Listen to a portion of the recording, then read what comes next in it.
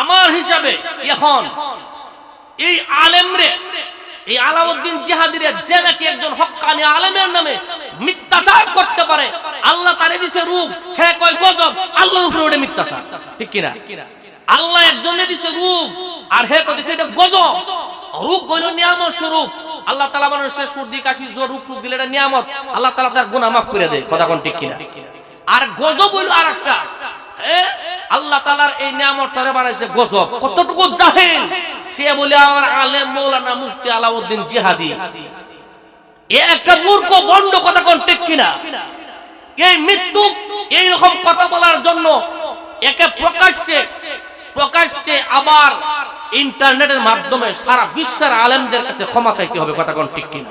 আরে কারাফেট পূজারি, কারামাজার পূজারি, এটা তো দেখলেই চিনা যায়, কথা কোন ঠিক কিনা?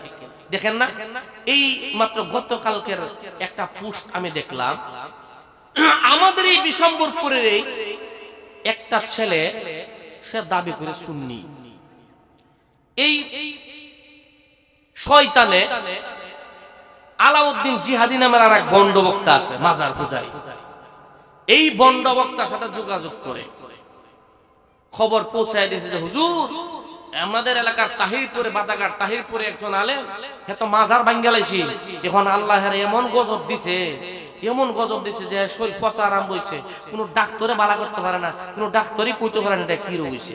নাউজুবিল্লাহ বলবেন না? মিথ্যা মিথ্যা মিথ্যা, এটা সম্পূর্ণ মিথ্যা। আমরা ওনাকে চিনি, ওনার বাড়ি হইলো মারামপুর ওইদিকে, একজন ভালো আলেম। ওনার এটা রোগ অনেকদিন ধরে চিকিৎসা করতেছে, কিন্তু এই শয়তানের দলে এই শয়তানের খবর পৌঁছায় দিছে, হে বলে আবার আলেম মাওলানা মুফতি আলাউদ্দিন জিহাদি। কত বড় বন্ড মূর্খ হলে একজনের শোনা কথা বিশ্বাস করিয়া সে প্রচার করে, কথা কোন ঠিক কিনা? আল্লাহ রাসূলের স্পষ্ট হাদিস, যাহাই শুনে তাহাই বলে থাকা, কোন ব্যক্তি মিথ্যাবাদী হওয়ার জন্য ইহাই যথেষ্ট। আমি একজনের কাছে শুনলাম, আমি কি এটা হেন কইলাম, আরেকজনের কাছে কইলাম, আরেকজনের কাছে কইলাম, আমি মিথ্যাবাদী হওয়া লাগে যথেষ্ট, কারণ আমি এটা তো তাহকিক করছি না যেটা কতটুকু সত্য। আমার কাছে উনি বলছেন এটা সত্য হতে পারে, মিথ্যাও হতে পারে, কথা কোন ঠিক কিনা?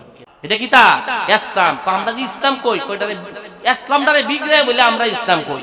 আমরা ধর্মের ব্যবসায়ী, আমরা কোরআন বেচে খাই, আমরা মসজিদ মাদ্রাসার মধ্যে চাকরি করে কোরআন বেচে এরপরে আমরা খাই। এইরকম একটা দোয়াল বাড়ি হলো হিজবুত তাওহীদ। এরপরে আমি নগণ্য গুনাহগার, আমি আপনাদের এই সিরাজুদ্বাগ এলাকায় ছিলাম, আমি দীর্ঘ 12 বছর এটার প্রতিবাদ করছি, পরে 11 জনের আসামি দিয়া মামলা করে দিচ্ছে। 1 বছর মামলা, 1 মাস মামলা গাওয়ার পরে হিন্দু ম্যাজিস্ট্রেট আমাদের লেবাস দেখে আমাদের পক্ষে রায় দিয়ে দিছে। কোন সুবহানাল্লাহ।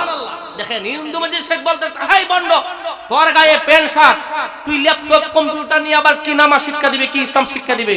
এই আমি একজন বিজাতি, আমি হিন্দু, আমি আমি ছোট থেকে এই পর্যন্ত বড় হয়েছি, লেখাপড়া করেছি, আমি দেখছি এইরকম সাদা দাড়িওয়ালা, পাগড়িওয়ালা, পাঞ্জাবিওয়ালা লোকগুলাই ইসলামের কাজ করে, তোদের মতো লোক তো আমি ইসলামের কাজ করতে দেখি নাই, সুতরাং তোদের মামলা আমার কাছে গ্রহণ হবে না, যা মামলা ইজ দা কোর্ট ক্লোজ, তোর মামলা আমি কাটিয়ে দিলাম, খারিজ করে দিলাম, আমার এখান থেকে তুই দূরে যা।